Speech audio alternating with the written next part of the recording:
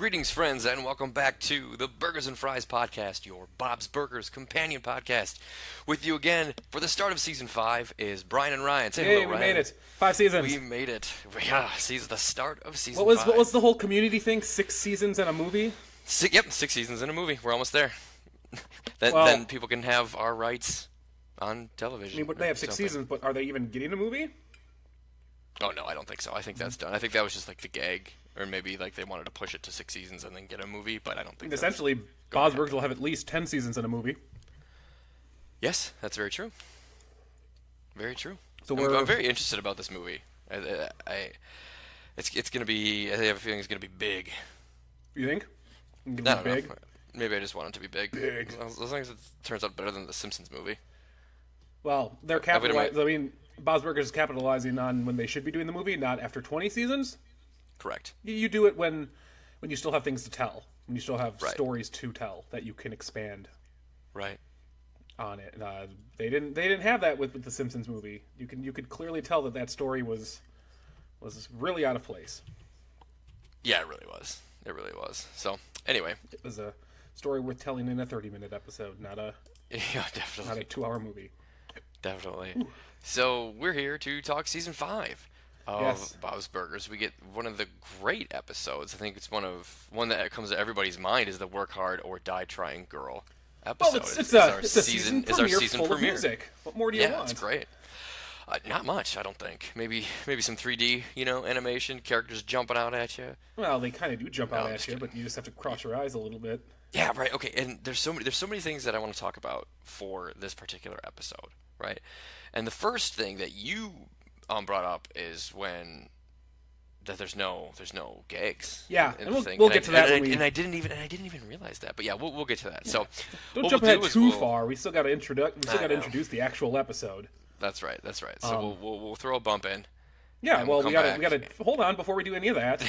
No, October 5th, 2014 premiere date. It's a pretty late premiere date in the year. But written by Nora Smith, directed by Jennifer Coyle. Synopsis I have: when Gene's Die Hard-inspired musical doesn't get picked for the school's fall performance, he decides to stage an underground show with the help of Louise. But Wakestaff middle school families begin to feud when they learn that Eugene... Hold on, we're going to say that again because this is written wrong. Wakestaff middle school families begin to feud when they learn that Gene has planned his show on the very same night as Courtney's school-sanctioned Working Girl-inspired musical. It's written as Eugene. Oh, really? Yeah. Where are you looking? Plex. Oh, see, I am on the Bob Wiki, and I was following around with you word for word until you said Eugene. Weird. Anyway. Yeah. Eugene has not planned one. His name is Gene in this show. Yep. His voice actor is named Eugene. Well, yeah, that's his full name, is Eugene Merman. Yeah, I don't think that's Gene's full name. Yeah, I don't think it is either. It might be mentioned in an episode. We haven't gotten to it yet. Right. So it very well could be. But anyway, that's the synopsis of the episode. Yeah, his full name is Eugene. According to what? On his page, on the Bob's Burgers wiki. Yeah, but is there an actual citation for that, or does it just say Eugene? It just says Eugene in parentheses Gene Belcher. Okay. We'll wait until we get to an episode where it might be told. I don't know if I trust everything that's on the wiki. Mm-hmm. Because, I mean, it is... Anybody can edit it if you have privilege. Anyway, True. This episode is chock full of special guest voices because they get all the fun students back. Yep. So we have tons. We've got it's all the recurrings. We've got Daryl. We've got Doug. John Michael Higgins is back. We've got regular size Rudy. We've got Andy and Ollie. We've got Zeke. I am missing some other ones. We have Courtney, obviously. Mm-hmm. Jimmy Pesto is back. And then in the credits, we get the super special guest voice of Carly Simon singing. Yes, which is really a surprise. Cool. But we'll get to that when we talk about that in the episode. But we're going to go ahead and pause. Yep. Go track down season 5. Are you sure we can pause this time? Yeah, we can now. We're done. I'm done introducing it. All right, good. Pause. Find the episode. Watch it, because this is a great episode. Come back and we'll discuss Work Hard or Die Trying, Girl. Wait, who's in there now? I've got the passion of a woman looking for her start, and the only thing bigger than my hair is my heart. And that's just one of the amazing songs from Working Girl the Musical. Courtney, you stole my thunder! No, I didn't. So it's just a coincidence you took a beloved movie from the 1980s. Some say the sassy sister filmed a Die Hard and set it to music and lyrics. Thunder Thief! I'm sorry, but that keyboard is adorable. Did you rescue it from a shelter? Nice one, Daddy. Well, where'd you get your keyboard, Doug? The Too Big Keyboard store? Enough keyboard insults. Gene, it'll be your turn in a minute and we can hear what you've got. You'll hear what I've got, all right, because it is very audible. Nakatomi, Nakatomi, Nakatomi, Nakatomi, Nakatomi, Nakatomi, Nakatomi. Okay, I'm gonna stop you there. But I haven't even... It's fine, don't worry. Thank you. And we're back, and that was the wonderful episode that was Work Hard or Die Trying. It was. So many things to talk about. There is. We're going to start with the music. Yes. Okay. I'm already choosing to start with the music because this music, the episode is just full of music. There are lots of original songs. I mean, obviously because it is a musical episode, but since there are two musicals that end up merging into one musical, we essentially have 3 musicals worth of music to unpack here. That's technically right. And there's no cold opening, so we don't get... we can just get right past that. There's no burger, there's no truck, there's no store. Mm-hmm. We jumped right in. We can go right into the episode. So the very first thing I want to talk about are the 3 audition pieces that they have. So we have is it Peter Pescadero? Not Peter. Yes. It's Peter. It is Peter Pescadero. Who's got his fall musical song. Mm-hmm. It's fall, y'all. It's literally about fall. And his song, you know, the red, yellow, orange, and brown, they're on the tree and then fall down, or whatever he says. Mm-hmm. And then you get the first mention of Courtney's musical that she's been working on.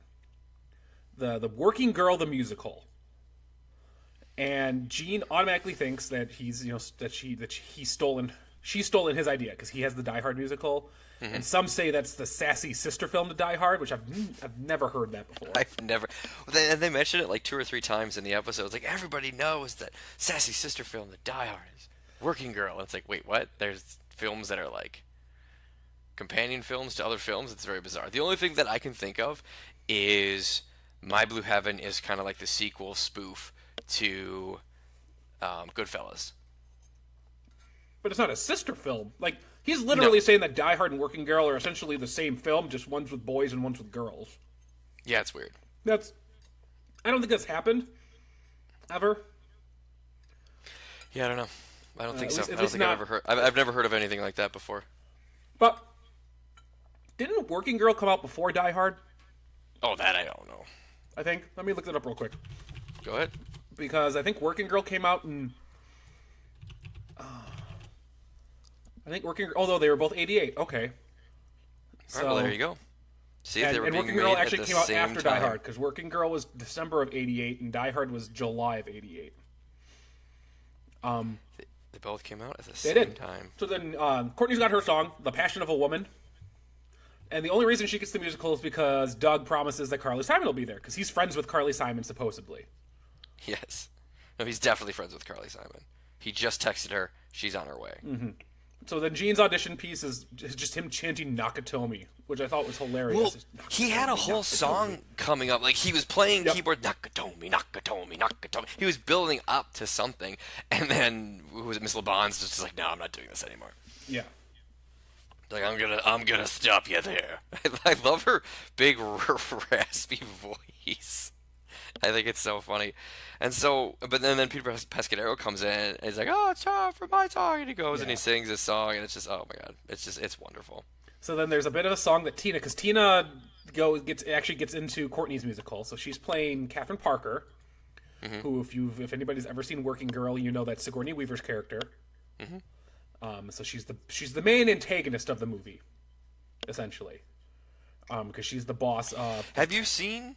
Oh yeah, I've seen Working Girl. You have? I have never seen a minute of that movie. Oh really? And I have to, and then in order to understand more. So of yeah, this a little bit episode. of it. So the only reason I've ever seen this movie is because growing up, my sister like most females at the time, had a huge crush on Harrison Ford. Oh well, so we had to essentially watch the whole back catalog of Harrison Ford. Okay. And so this is that sounds just fine to me. It's not. It wasn't a bad thing at all. There are some pretty. Once you get past the late '80s, early '90s, the Harrison Ford catalog goes to shit. Air Force One is like the demarcation point of all of his pretty good movies to really good movies on the older side of the spectrum, and then everything after that is kind of hit or miss. Like, you just could tell that he couldn't give two shits about acting again. Like, he was done. So anyway, so Tess McGill, that's Courtney's character. She's the main character. That's Melanie Griffith's character. Jack Traynor, who is Jimmy Jr., is supposed to be the love interest of Tess McGill. But of course, Tina is trying to rewrite revisionist history, and he's like, "Nah, Catherine and Jack will get together." Sure. The end. She's like, well, everybody can interpret the movie however they want. It's like, no, they never get together. It's like, well, we'll see. Exactly. Comme ci, comme ça. Yeah. C'est la vie. Like, now you're just saying words. Like, well, c'est la vie. Yeah, that's pretty funny. So they have a song. So it's just. I know we're kind of going through the actual synopsis of the episode, and I think it's kind of good that we're approaching it both ways, because the synopsis kind of runs around the music. Because everything kind of happens because of the music. So who is it? It's Zeke and is it Zeke and Rudy who are Al and John? It's Zeke and Rudy, yes. And they're trying to sing a song, and they have the song about how why'd you throw the corpse on my car? Because I'm inviting you to the party. Welcome to party, pal. Yeah. I think we're gonna be great pals, Al and John, John and Al. And so then the John character, because that's Zeke, he's like, "Come here, I'm gonna wrestle you." And Gene's like, "No, you can't wrestle. Yeah. John's in the tower and Sergeant Al's on the ground." And so then Gene starts trying to take control. He's like, I can't do this musical with everybody in here.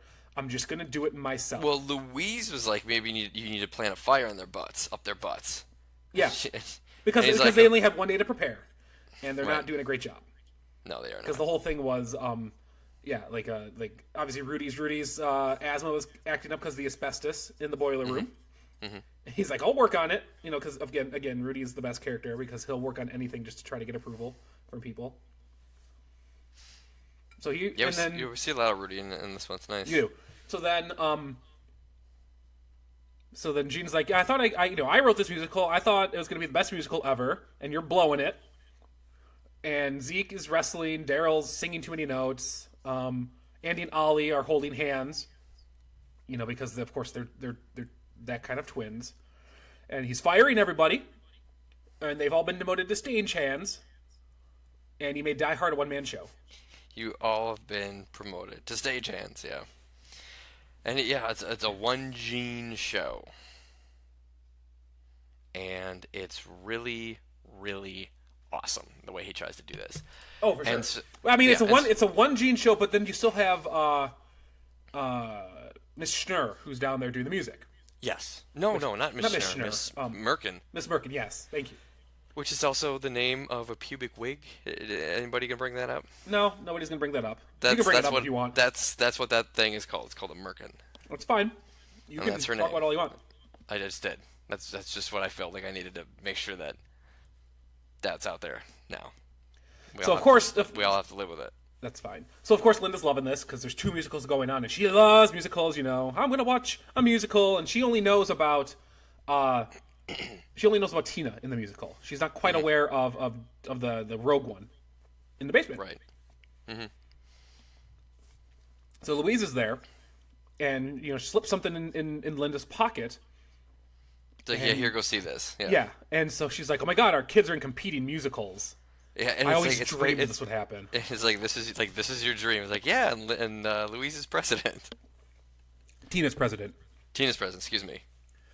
And so they're trying to take dibs on musicals. Mm-hmm. And they decide that Bob's just gonna go see Working Girl, and Linda's going to go see the Die Hard one. But he calls Working Girl because it's the movie that inspired him to be what he is today. To be whatever he wanted to be. And then Louise goes, and so you're this? Wow. Carly Simon's going to be here? Psst, Dad. What? Come with me. Oh, I think your mom was going to go to Gene's Weird Play, and I was going to stay here and watch Tina. I don't think so. We need your giant body to make the audience look fuller. But Working Girl's the film that inspired me to be anything I wanted to be. And so you're this? Come on, Dad. Fine. Hey, if you want to see some real gritty theater, we got Die Hard the musical down in the basement. Only $5. Louise, don't bother these people. Plus, that's not going to work. Oh. I'm a Die Hard freak. Check it out. Bonnie Bedelia. Also, I'm just an uncle, so no biggie. I love Louise so much. We find that out later, right? Louise is going in and stealing all of the audience members from the true musical, right? And she's charging $5, which I don't think the musical is charging any money. And she's charging $5 for the Rogue One. It could be. I'm not sure. We never saw any exchange of money. Not on the top one, but you definitely saw it down in Louise's, or down in Jean's. Right, for sure. For sure. So it's really funny that she's going and just poaching all these audience members and charging them $5 to get in and like just really drumming it up. It's like, you need to go see this. You need to go see this. And so Dad, she goes and gets... But I mean, that's perfect Louise, though. We need your giant body down there to make it seem like we have more of an audience. But that's perfect Louise, though. Of course she can get people manipulated to come and watch something in a boiler room. Right. Yes, it's exactly. It's like, come look at this one. It's way better. If you want to see a real gritty theater, we got Die Hard in the basement. Real gritty, guerrilla style, Die Hard in the basement. Yeah, exactly. So the musicals kick off, and the very first song you hear from the Working Girl musical is basically just a spin-off, a parody of the main song from Working Girl, which was Let the River Run by Carly Simon. Yes. It's kind of sung the same way. I'm a working girl. Oh, yeah? And then, yeah, oh, yeah. Okay, well, see, I don't know much about that. Because You haven't seen it? Never, no. I do like... I don't know. I think I might have to now. I don't know where the song came from, the Gruber song that Gene has, but that one is very funny. That one's very good. It's very well done. That one is very well written, and I couldn't find anything about where that was a parody of, kind of like how the Working Girl was, and that might have been the only one at the time. Yeah, I don't... Yeah. None of them really... Coffee. Yeah, Coffee's all stood out as like a parody. Yeah. So. But then, the Gruben, sometimes that means shooting Mr. Tagagi in the head. Mm-hmm. Yeah, it's pretty funny. And then, so then the musicals kind of, they kind of collide because there's a big moment in the Working Girl musical. Well, and they Doug turn looks around around and notices that there's nobody in the crowd, and he sees Jimmy Pesto's walking off. And he goes, "Where are you going?" And Jimmy Pesto's like, "Not to the Die Hard musical in the basement." Yeah. As Jimmy Jr.'s on stage, he goes, "Great job, Jimmy Jr." And walks certainly the hell not to out. the Die Hard musical into the basement. And Doug, of course, with his many, many lies about Carly Simon. Where the hell's Carly Simon? Yeah, she left a message. She's getting drive-through for everyone. Her car got jacked. She's in traffic. Anything to try to get people to stay for Carly Simon, who's not going to show up. Mm-hmm. Because he really doesn't know Carly Simon. No, he does not. And he keeps, and it's more than once that he says this, that he's trying to get, or trying to get his kids' play on, as opposed to somebody else's. Yeah. So then the musicals collide. Mr. Fron makes a decision that nobody can have a musical because he doesn't like the fact that there was them going on. They went to the illegal entry of the boiler room. Mm-hmm. So Gene and Courtney make a truce, and they say, "Hey, we're going to make a musical together. We're going to combine the two." So they make a musical, and they create one in under 20 minutes, which I thought was fantastic. 25. They needed 20. He says 20 minutes. We need 3.5 hours. And then Bob's like, "Gene, we've been here for like 2 hours already, and I have so much sweat in my underwear right now." Yeah, but he says we wrote and rehearsed it in under 20 minutes. Right. Yeah, it was pretty good. That's one of my favorite lines of the whole episode. Is he goes, we rehearsed this in under 20 minutes, but if we pull it off, it's because we did it together, all of us. And Zeke goes, that's exactly what people say when they try to make a baby, I think. Mm-hmm. Which, I love it. I love that Zeke is still so full of wonderment and enjoyment in this. And they do the musical, the rom-com / action thriller Work Hard or Die Trying Girl. So the whole premise of this musical is pretty sweet. So all the secretaries from New York were held hostage in Nakatomi Tower. And so now we get the list of the characters again. So obviously Jean is Hans. And Courtney's Tess McGill. We have Rudy as Al. Zeke as John. We've got 2 Agent Johnsons. The FBI, Andy and Ollie. Well, there were 2 Agent Johnsons in the actual Die Hard. So that's why I said the 2 Agent Johnsons. I'm Agent Johnson, and I'm Agent Johnson. We're from the FBI. The FBI. I'm John. He's Johnson. He's John. I'm Johnson. You still get Tina as Catherine. Who got Jimmy Jr. as the Harrison Ford character. I forget his name now again. Jack. You've got Louise is in the musical now, and she's Carl. Yes, the brother I'm the of one Hans with Gruber. beautiful hair. That's the only way and that was the character that she wanted to, of course, pick, because otherwise, like, she's like, I'm either Carl or I'm nobody. And then Daryl plays, I don't know who it is. Maybe you can help me with it, because I'm not too familiar with the Die Hard movie. He's the one who cracks the code and steals the bearer bonds. Wait, you're not familiar with the Die Hard movie? No. You have you not seen Die Hard? I've seen it, but I've only seen it once, and it was a long time ago. Oh my God! How have I never made you watch this movie? How have you never watched Working Girl? I don't know, because I'm a dude. That doesn't mean anything. Oh, it means everything.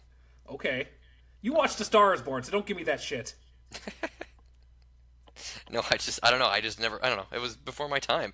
It wasn't as a classic as before Die your Hard time. it came out after Die Hard. No, be quiet. I don't know, because that's just the movie that I never went to see. I don't know. Sorry to It's fine. It's fine. I just don't know the name of Daryl's character. I don't know the name. I don't know the name of that character. That's all I wanted. Theo? No. Sure. Theo, is that right? I don't know. That can't be right. I don't know. I'll look it up. So then they make a radio deal for hip hop. And Gene improvises with a kiss and feels 2 rows of teeth from Courtney. So we get a new character development from Courtney. Little weird. Do I feel... And also, why is he using tongue on stage like that? Why not? Gene's in it to win it. He's just going for broke, huh? Mm-hmm. It is Theo. Oh my God, I'm so good. I'm so good. Yeah, so then they get the hip-hop song, which pushes Hans off the tower. Hans, you're feeling love's great power, but now I gotta push you off the tower. So they have what is that action figure name? Because it's been in the show before. The one that they have on the string and it falls down. They don't have. Oh, I don't know. It's like a G.I. Joe, but that's not what the name of it is in the show. They actually I have no idea. For it. I forget now. I have no idea. But then Hans dies, Carl dies. And then Tess McGill says, if only there was a place where we can all be happy and not get killed. And then they sing this really awesome finale song. Basically, where maybe there's a tower. That whole song. Somewhere up above. Yeah. Filled with shoulder pads and love. Mm-hmm. And so then everybody's standing and cheering and loving it, and Bob stands up and looks next to him and he goes, my God, Carly Simon? Yeah, he thinks goes, the woman next to him is Carly Simon. And he goes, oh, sorry, you look like Carly Simon. She goes, you look like Carly Simon. No, I'm trying to compliment you. He's like, back off. Yeah, I smell a Tony. Not having any of that. Then he ends it and says, I smell a Tony, which is also what happens to be what I call my farts. And then that ends the episode. Gene's a weird kid. So that ends the episode. It ends the music. We went through both of those really fast, but it's because I really like this episode, and I don't want to, spend a lot of time on it because I kind of want to watch it again, or at least listen to the music again. You go. Pick something to talk about. Well, there's so many things that I want to talk about. Sure. And that's why, I'm not really concerned about the story and, the recapping and the summarization. There are so many great things. First of all, I like how we don't get, the normal introduction. It starts immediately with, you're right in the story already. For the 3rd episode. Mm-hmm. You're right in the story. Everybody, you already missed like the big hullabaloo, right? You miss like why everybody is in Mr. Fran's office, and then it starts. Yeah, they get to that. Jean. They get to that through just regular story progression. You start. Yeah, exactly.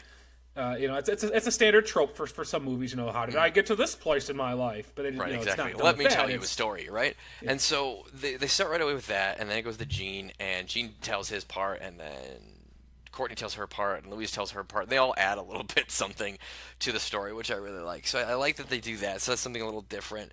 Do you just want me to go down my list? Yeah, go ahead. Start with Okay. Start with one thing. We'll expand from there if we have to. Yeah. So that was like the whole flashback thing, like that whole way, the way it started. I do like the way that the stories did change. I like how it was. Gene had his version of the story, and then Courtney goes, "No, this is how I remember saying it." And he's sitting there mowing down the tacos, and then rips a big fart, and they go, "Yeah, that's probably more accurate." No, yeah, it's I thought that was really funny. Yeah. And and then everybody's like, "Oh yeah, that's probably what Gene sounds like." Yeah, I thought that was really funny. And then the other thing I liked was when there's a lot of lines, right? Like there's when Gene's gonna go home, he wants to have a Dutch oven cry, which just sounds awful. He's gonna put his blankets over his head and fart, and just sit there in his bed and cry because he didn't get the musical. So I thought that was funny. And I love Louise throughout, again, favorite character, is going throughout the entire episode. She has this plan from like day one. It's like, okay, well, my brother doesn't get his musical. We're going to go to the boiler room. We're going to the boiler room, and we're going to hold our auditions for our own guerrilla style, Up Yours, Getting Back at Courtney musical. Right? So we do all that. And then, well, now we need people to be in the audience for our underground guerrilla musical. And so then she just starts poaching people, right? And here's the flyer, here's this, here's that, $5, $5. Give me, you have to give me $5, right? So she's very methodical, very mischievous throughout this entire episode, and even in her storytelling too, she gets a little bit in there. So I like that whole Louise is the best. I agree, Louise is wonderful. That whole thing.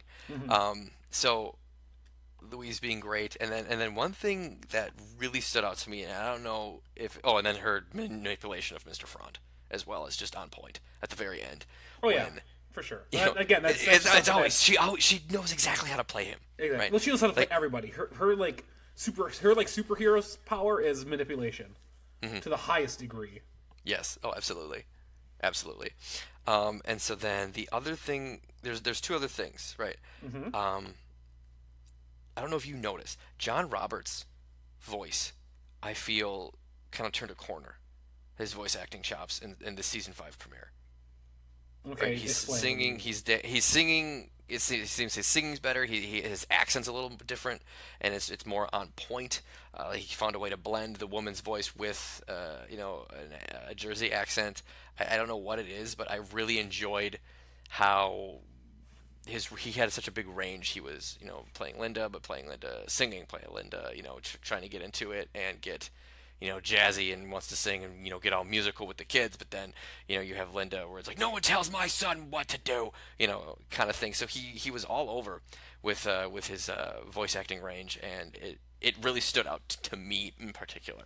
So maybe you'll have to go back and take a listen, because I thought his performance was amazing. I would agree. I mean, I didn't notice anything wrong with it, which I mean, right. And again, maybe it's just because I watch the show so often that I don't necessarily pick up on points when the voices change as often. Like I can definitely tell a difference between season 7 and season 3. Right. But the difference between the end of season 4 and the beginning of season 5 wasn't as prominent to me. But again, the fact that I bounce around so often, I wouldn't have picked up on that. So if that is the case, that's really awesome. Well, it's kind of like when you watch any animated sitcom, right? Sure. The actors kind of find their range. Your Peter Griffin changes, your Homer Simpsons, your Fry. They get more comfortable in the voice, and they're able to do more with it. Absolutely. And yeah, exactly. It's like, oh, that's it. I get it now. Like Seth MacFarlane has been quoted as saying, Peter Griffin's voice changed to imitate how everybody thought Peter Griffin's voice was. So because apparently when they're just all like in the room throwing story ideas together, you have, Seth MacFarlane doing his Peter Griffin voice, but then other people are like, oh, what if Peter would come in and do this or say this, and then they would imitate Peter Griffin, and so then Seth MacFarlane would say, oh, that's kind of how I picked it up, or, kind of tweaked it a little bit, was then everybody sounded like this or wanted it to sound like this, so then I just kind of did it that way. Yeah. So that's, not that exact quote. I mean, I may have been paraphrasing a little bit because that's a really crappy quote. Really, that was a paraphrase? No, I was in the room. He said exactly that. Was verbatim, exactly how it was. That was verbatim. That's exactly how he wanted it to be done. So I thought, so that I just thought the voice really stood out to me as something that was like, wow, that's not normally what, Linda's voice sounds like. Sure. So I thought it was but that's good. I mean, that should be... that should be what it is.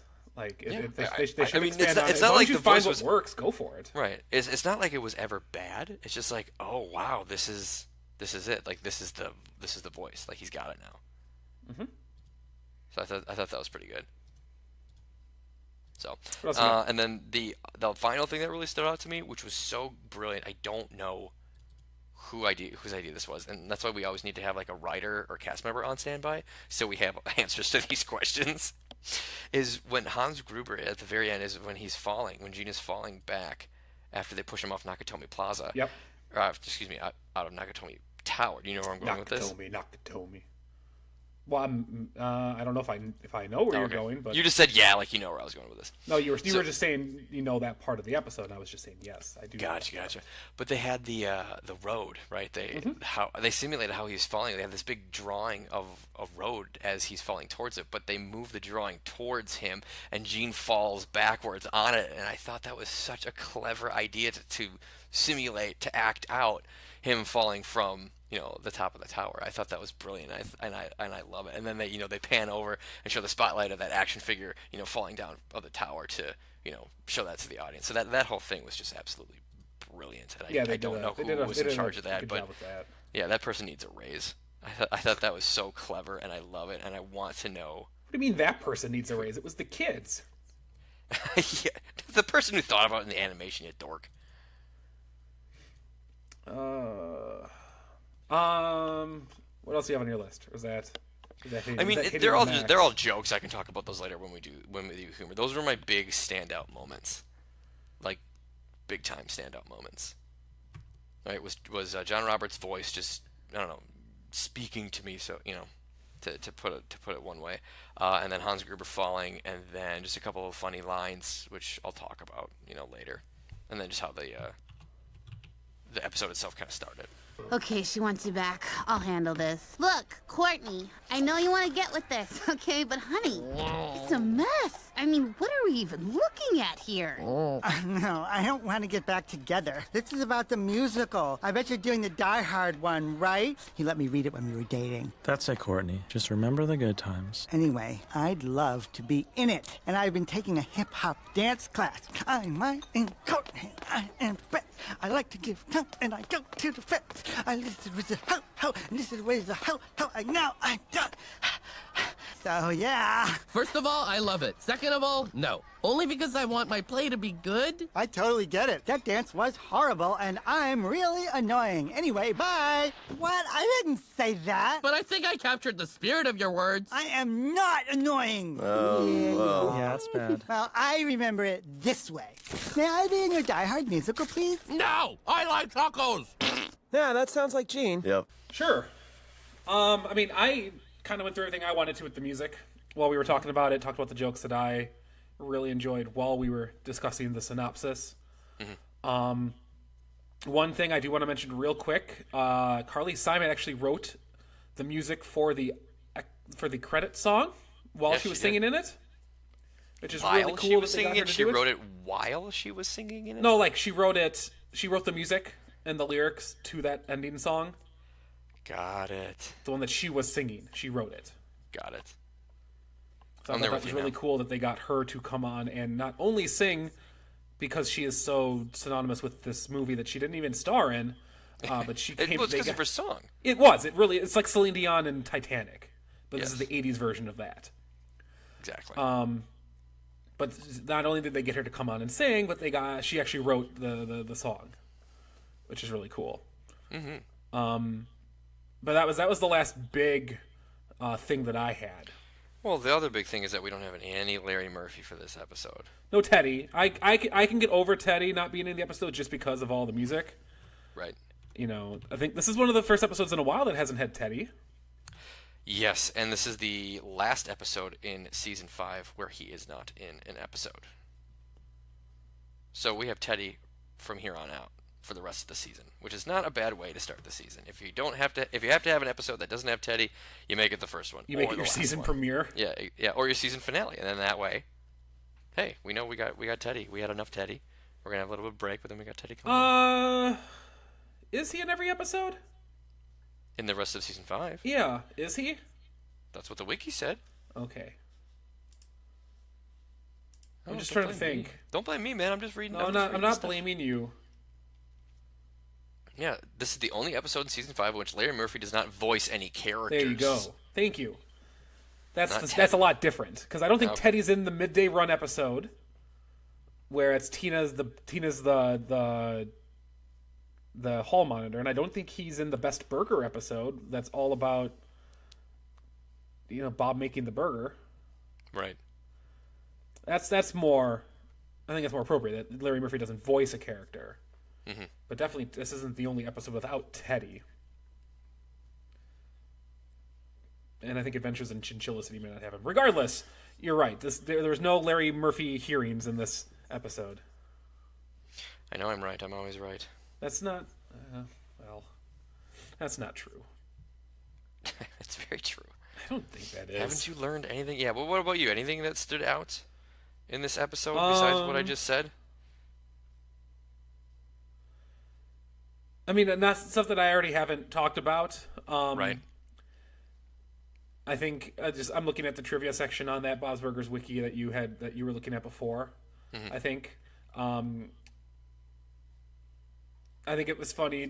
I'm looking at it. I'm not going to read the trivia answer, but I find it funny that Jocelyn was cast as Secretary Number 1, and she goes, "Take that, Secretaries Number 2 and 3." Yeah, that's pretty good. Like that is such a huge thing. Yeah. Yeah. This. Oh, geez, are you dying? No, I'm good. Okay. I'm good. Did you catch what I had? No, I don't know. Maybe. I don't know. It's been like this for a week. Gross. Yeah. Yeah, I don't really have anything.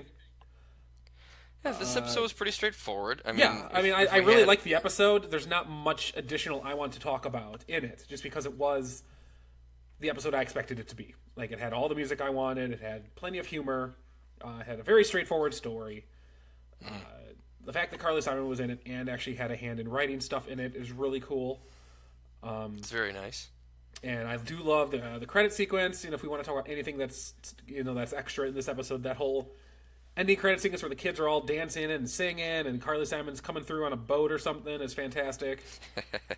Yeah, it's pretty funny. Yeah, the ending sequence, yeah, when they really amped up the musical production in that song. I thought that was really good. And if we were any kind of singers, we would sing it for our podcast listeners. You can find the music on YouTube. And I don't want to lose any listeners. Not with singing at least. Why did they sing it? I have no idea. Especially when I don't have a great voice to be singing right now in the first place. Exactly. What were they thinking? I don't know. Yeah. Yeah, I don't have anything else to talk about this episode. There doesn't need to be. I think we're at a good stopping point, considering we're just Yeah. Other than you need to go watch Working Girl and Die Hard for anybody who hasn't seen the movies before watching this episode or even after watching this episode. Mm-hmm. Unfortunately, neither of them, I think, are on streaming services, which is kind of unfortunate. It's like here in America, it's not on Netflix or Hulu. You have to buy it, basically. I think they're both on Cinemax, but again, that's a subscription service. It's another subscription service you have to pay for, or just watch it if it ever comes on TV. But yeah, go seek those movies out, and then go back and watch this if you haven't seen them, and you'll have even a better appreciation for the musicals. And yeah, I'm gonna have to. I think I'll have to watch next time before I watch this episode again. I'll have to watch. But it's like to get a different appreciation for it. That's like the OT episode from season 3 and the Jaws episode in season 3. You know, when they do these episodes that are homages to 80s movies, this was just a straight up ripoff. Yeah. Well, not a ripoff, but like blatantly. But know, so is the Runway Club when movies. it's the Breakfast Club. I mean, yeah, you have a better appreciation for these movies if you know them. If you know the source material. But these also stand up on their own, so you don't need to watch them to know what's going on. That's true. And I can't wait to get to the Runaway Club episode because that's also season 5. Yeah, season 5 is just chock full of episodes, so it's really great. So, I think that will do it for us here. Mm-hmm. We aren't podcasting again after this, are we? No, but we still have to review. We still have to give our numbers. Boy. Yeah. And for those who couldn't tell, we are not in the same room at all because of the awful snow that's coming down. We're supposed to get 6 to 11 inches, which is such a huge discrepancy. I don't think I've ever seen anything like that. We haven't even gotten like 3 yet, so I don't even know where this 6 is coming from. They say it's supposed to come from midnight all the way to like mid-morning tomorrow. Gross. Is when like the heavy stuff is going to come. That's awesome. Yeah, I know, right? We're super excited. I may not go to work tomorrow. It looks like the kids don't have school tomorrow. Oh, they're already calling it. Yeah. See, I'm looking here at what the most recent snowfall expectation, and it says 4 inches. Interesting. Like, okay, thanks for that. All right. Like I said, I don't understand where this number is coming from. Where it's supposed to be this, it's just such a huge discrepancy, and it always is. I saw it on the I've never seen. Winter. Wow. Hang on. Let's just back up. I wanted to say like 6 different things at once, and they all came out of my mouth at the same time. So if I Google Madison snowfall, immediately pops up winter storm warning. Yeah, but that doesn't mean. I mean, that's. Now total snow is accumulations of 4 to 10 inches, and ice accumulations less than 1/10 of an inch. Yeah. So the one I'm looking at kind of breaks it down hour to hour, and I'm adding up the hourly amount, and it's about 4 inches because it's like 2.2 inches here, 0.2 inches there, 0.4 inches here. You're right. In the morning tomorrow, between like 3 and 8 is the heaviest amount, but that's only going to be like 3 inches. So who knows? And it can fluctuate. That's the best part about this weather is that it just doesn't ever agree. No, it doesn't. It doesn't. So we'll have to see what happens. I'm not gonna take care of the driveway tonight. I'll do it tomorrow. No, because I can't take care of mine until the plow comes through anyway. Because then I'm gonna have to go out again, and that's the absolute worst. Because the plow comes through just. Yeah, you're in a cul-de-sac. Yeah, I get that. I don't get that as bad now because I'm deeper in the neighborhood as opposed to being the first street right off of that main road. Or the last one that the plow has. Yeah, where they just dump it off, and oh man, yeah, we used to get hit really hard. So I'm glad I don't have to worry about that anymore. Anyway, thanks to everybody for tuning into our Snow Plow podcast. Yeah. What do you call that, Ryan? You got a name for it? Get plowed. Getting plowed with Brian and Ryan. Oh, there you go. That sounds awful. That sounds like a podcast that's not the same. That would lure people in. The fuck's this podcast about? Oh, they're talking about snow. They're talking about snow removal. Not about unconsensual sex. Yeah, I think just for that we're gonna change it to snowed in. Snowed in, snow job. Snow job. No. See, now you're going off on the tangent again. Anyway. That's the whole point. I want to get people in to listen. Oh, Snowed I see. In. So we should change. What was that movie that came out in early 2000s about the snowboarders and like the snowboarder, like the Out hill? Cold. It was Out Cold. Out Cold. Thank you. That movie's so good. My wife and I love that movie. So good. It's so bad. It's so good. No, what do you mean? It's your typical. It's a 90s teen movie. comedy playing in 2001. Yeah, basically. But the soundtrack was awesome. Well, of course it was, but a soundtrack the movie does not make. Of course not, but it's still very enjoyable.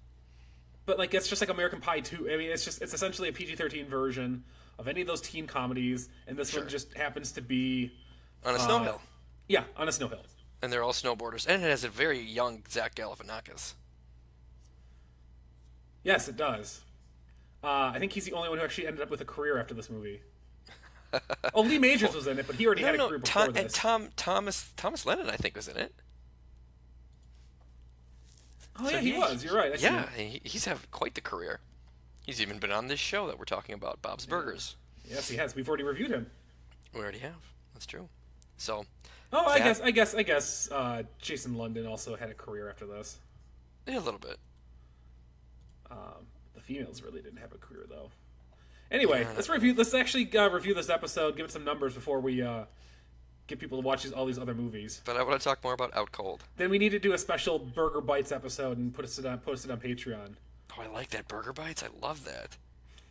That might be one of your best ideas yet. And then we can have we can just do random movie reviews. Sure, there you go. Then that's how we get Tim Dillard back on the podcast. He said he'd come back on anyway. No, I know, but we didn't really have anything for him to do. No, so he can watch Out Cold? Sure. Or could he watch a movie like Ed? Mr. Ed. He can watch whatever really terrible baseball monkey movie that was. Ed? Mr. Ed? No, it was Mr. Ed was a talking horse. That was the horse. There was Ed TV, which was Matthew McConaughey, and then this one's just Ed. And then there was Eddie with Whoopi Goldberg. And one of the lines in the movie Ed, Matt LeBlanc says audibly, "I'm going to spank that monkey." He does. They were able to get in a sex joke in a kids movie. It's pretty bad. Or pretty awesome. No, it's pretty bad. Okay. All right, we're gonna pause. We're gonna review and come right back. You guys, I'm secretary number 1. Eat it, 2 and 3, yay! Oh, man. Well, Mom, I guess I don't have the dashing good looks and charm of a medium young Harrison Ford. I think I've found our cast. May I present the people that didn't get cast in Courtney's play but still want to be in a play? Players. Yep, did not make the cut. I guess I'll have to win an Oscar for wrestling. Is it because I can't not sing like Mariah Carey? I can't help it. We stepped on each other's lines. Miss Merkin, what are you doing here? I've played piano for the Wagstaff musical for 24 years. Then Doug comes in and pushes me out. Well, how are you with the Casio? I think I can manage. Oh, wait, we still need a girl to play Holly Gennaro McLean, so I guess that's you? Oh, no way. I'm that blonde badass guy or nothing. Fine, then it's Tina. Where's Tina? And here we go. Are you ready for numbers? And for talking about numbers? I am. You got 2 minutes? I have 2 minutes. Sweet. All right, ready. So what we're going to do before I get too far, again, with no cold open, we're doing the same thing we did for the previous episode, which was we just changed the numbers around a bit to not have to worry about episode fun bits and just incorporated all that kind of junk into the other. Otherwise, everything kind of stays the same. So with that note, let's go. And start. We got story. That's the first thing here. I gave it a 9. I absolutely love the story. Just the fact that it incorporates 2 movies into one, and then it takes place all around the kids. The parents really don't have too much to do in this one, so it's a very kid-centric story. I love the fact that they did that, so I gave it a 9. I gave story an 8. Really loved the musical aspect of it. I loved seeing how the episode played out. Right, you start in the beginning. You don't know why everybody's in Mr. Fran's office, and it kind of goes out from there. So give it an 8. Humor, I give it 9. I laughed a lot. A lot of the jokes kind of really hit very hard. There was a lot of sustained laughing for me. There was a couple big old guffaws and everything that I enjoyed, and I really liked the episodes. I give it a 9. So you look for the guffaws. I gave it an 8. Audible laughing that makes me kind of chuckle in the belly. Yeah, I know what you're talking about. Those are the good ones. Yeah, I gave it an 8. I loved the jokes. It was a very fun episode to watch. Our kids are competing musicals, or this is what you wanted to be, right? So I liked all the jokes that they had in the episode. 8. And then other, a 10, solid 10 for me. It was the perfect others. All the voice actors, all the music, all the guest cameo with Carly Simon, perfect 10 for me. I also gave it a 10. The music was amazing. I loved whoever thought of, how Hans Gruber falls off Nakatomi Plaza. I really enjoyed it from start to finish, so I gave it a 10. Sweet. 9.3 for me, 8.6 for you, 8.95, which puts that episode extremely high. Yes, it does. Could it be the new number 1? No. Carpe Museum is still number 1. Okay, because Carpe Museum is awesome. This is number 2. This is also my second highest episode because Carpe Museum is 1 point higher. Oh, wow. Okay. So this is your 5th highest episode now. Nice. So, yeah. Or 5th or 6th highest episode. Regardless, yeah, this is a very high episode. Very good way to start out the season after last season's kind of misstep. I don't want to say it was a miscue, but it wasn't a powerful opening to season 4. And this one really sets the tone for what I'm hoping is a great season 5. Because that's what I want. It's what I want to have happen. I want a good season 5. Well, I think we're treated to a good season 5 just looking at the lineup. So, I think we're setting the bar really high, but I don't think too many episodes are going to fall too short of that. But only time will tell. We'll have to wait and see. So, that being said, you can tune in next week. Same burger time, same burger channel. Whatever channel that is of yours. That's right. And we will have episode 2. Do you know what episode 2 is? Do I know off the top of my head? Yeah, it's Tina and the Real Ghost. Tina and the Real Ghost. The Halloween episode? Yep, which is supposed to be Lars and the Real Girl. Yeah, have you seen that movie yet? No, I have not. Oh, it's so good. Do I have to watch it in order to enjoy this? No, not at all. Show? No, okay. It has no relevance to the movie. Okay. They just use the title. Yeah, just using the title. Other than the fact that I guess the ghosts aren't real, and neither was Lars's girlfriend. But I mean, that's really it. Otherwise, there's no comparison. Sure, gotcha. Okay, so that's that, and you can find us on Twitter, on Instagram at BurgersFriesPod. You can email us burgersfriespod@gmail.com, and that's really about it. Yeah, we got a Patreon up. Maybe we'll do some burger bites on Patreon. That'd be something good. Just to throw them up there, yeah. To branch out. Give us another place to talk. We can talk about Oscar nominees and all that stuff. That's true. We could do that. So, I think that's gonna be it. So, with all that being said, do want to thank everybody for listening. I'm Brian. I'm Ryan. Don't you tell me no lies.